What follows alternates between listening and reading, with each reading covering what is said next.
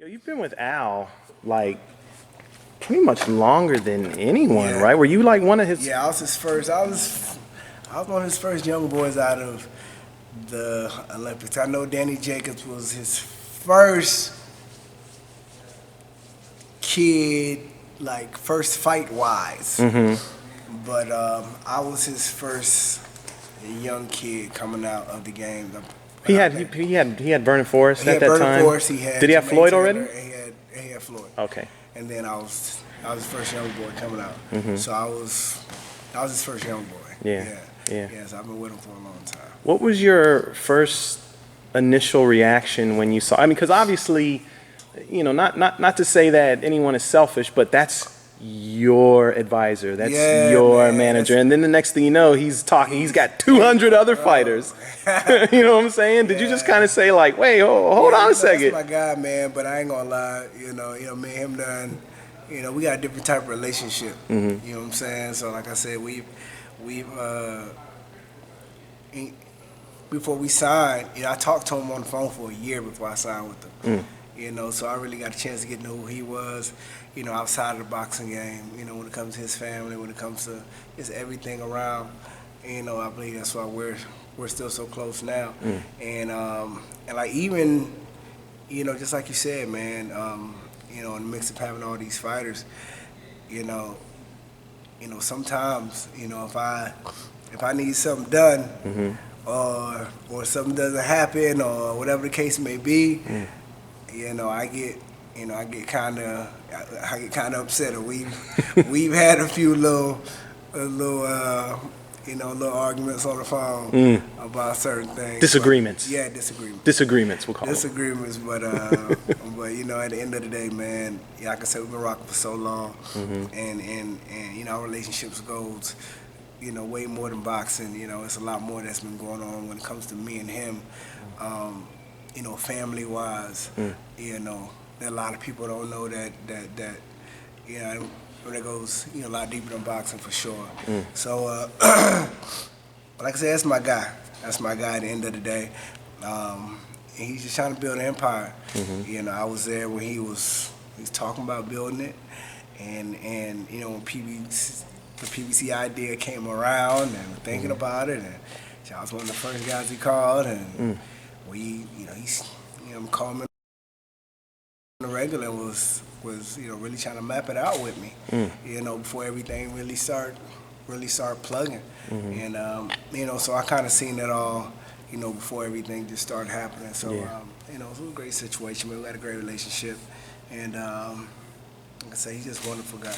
You said you were speaking with him for like a year. What made you finally decide to pull that trigger? I mean, today it's easy for fighters to say, "Oh, I want to be with Al Haymon," but when you got with him, I mean, he was just getting started with Floyd. At the time, man, I was, like I say, I was highly trotted out of the Olympics, and my thing was I just wanted to try to be smart.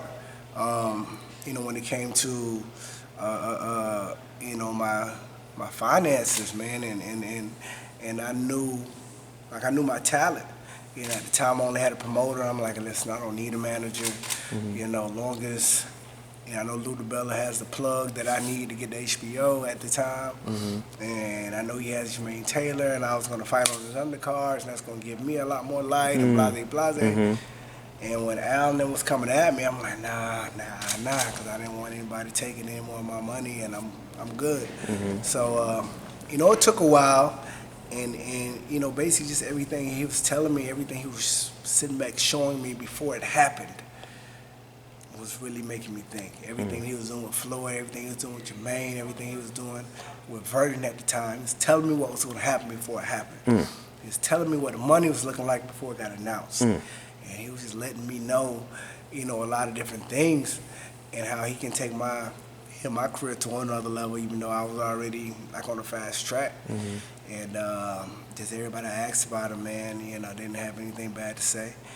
And within that year, just talking to him on the phone, I really got a chance to know him, and it was more of almost like a really good friend, almost like a family, type of relationship by that time.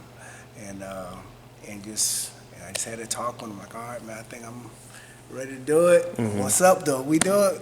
What's gonna be the layout? He laid it all out. He laid it out. You gonna do this, boom, boom, boom. Money gonna look like this. I'm like, come on, you serious? Come on, I mean, ready to do it. You know what?